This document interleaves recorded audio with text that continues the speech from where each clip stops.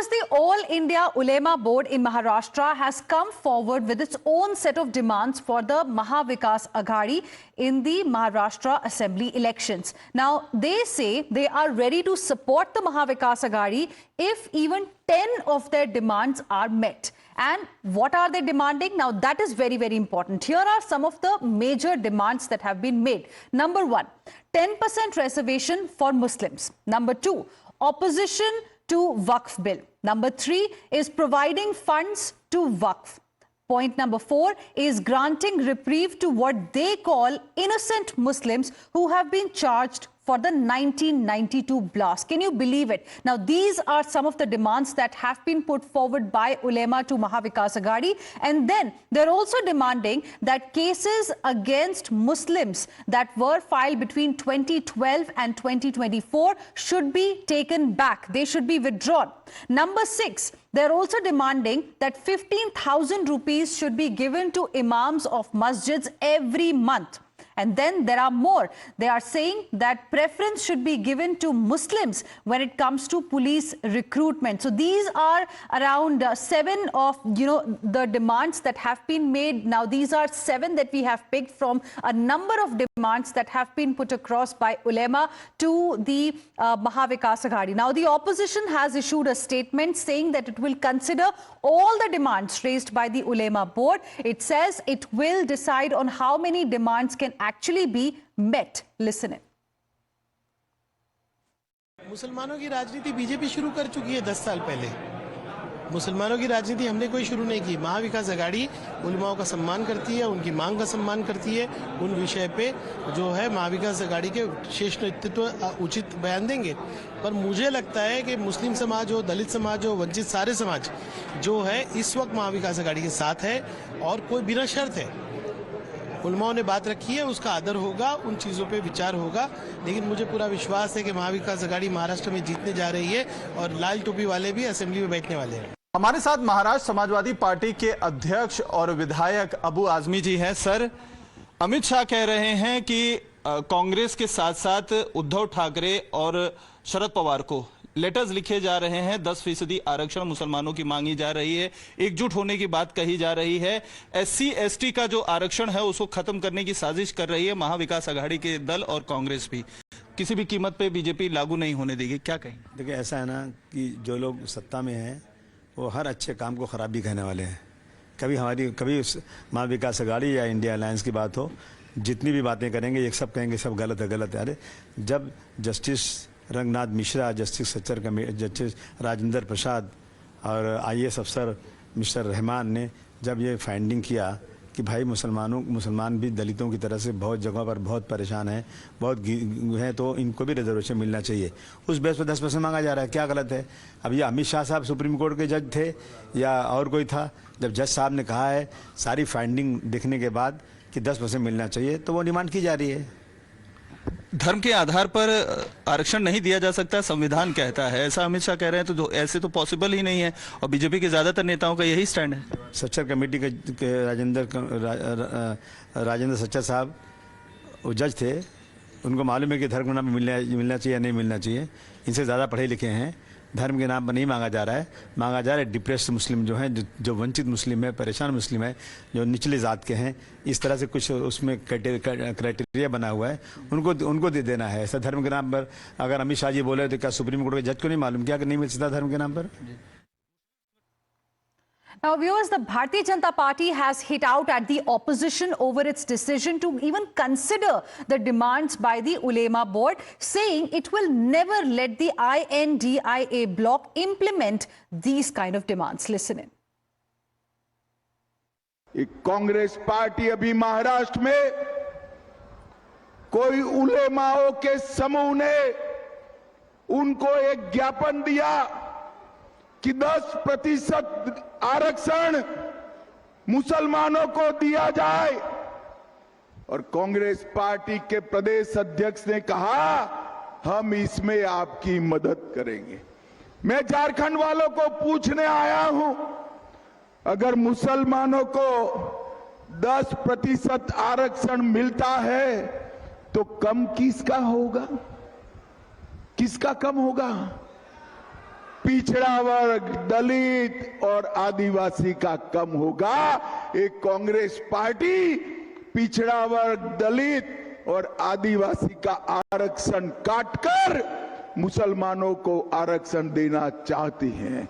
मैं यहां से राहुल गांधी को चेताना चाहता हूं, आपके मन में जो भी षड्यंत्र हो, राहुल बाबा, जब तक भारतीय जनता पार्टी है इस देश में माइनॉरिटी को आरक्षण नहीं मिलेगा, नहीं मिलेगा, नहीं मिलेगा। राहुल गांधी कांग्रेस पार्टी, कितना देश को तोड़ेंगे आप वोट के लिए? कहां तक जाएंगे आप? कोई शर्म बची है आपको? वोट के लिए कुछ भी स्वीकार कर लेंगे आप? The Congress party is crossing all limits of constitutional propriety and political propriety to get votes to defeat BJP. Let's now go across to my colleague Shivani joining us on the broadcast for more on this. Shivani, clearly now this is really becoming a big issue. Yesterday we got, another similar story for our viewers. What is it that other top leaders of Vikas Aghadi are saying as far as these demands are concerned? We heard two leaders already, one from Samajwadi Party, two in fact, both of them from Samajwadi Party. But what is the view of other leaders of Vikas Aghadi in this? Clearly they all say one thing, that they request the All Ulema party to come ahead, the board to come ahead, support the Vikas Aghadi, but the Aghadi will rethink about all of their conditions post they win the election. So similarly, there is a bargain system clearly going on, that you have put up a 17 demands, conditions. We are ready to hear them. We are ready to make some changes over them or accept a few of them especially. But first you support us, later we'll give you what you really need. But Hina, if you go across all of those 17 demands, there are some of the very serious and illogical demands. Those are also being made, and it remains a question that whether Vikas Aghadi leaders are even ready to rethink on those grounds, because as we see, 10% reservation is a questionable, is a debatable demand that can go to the courts and it can be justified over there. Waqf board is something that they are demanding to be opposed, that is still in the book of courts. And as of now, if you go ahead and we see that Imam of Masjid should be given 50,000 rupees every month, 1,000 crore rupees should be given to from Maharashtra government for the Maharashtra State Waqf Board. Similarly, a serious demand of 31 MPs of the India Alliance should write to Prime Minister Modi government on their respective letter pads recommending the release of Maulana Salman Azhari, who is in the jail.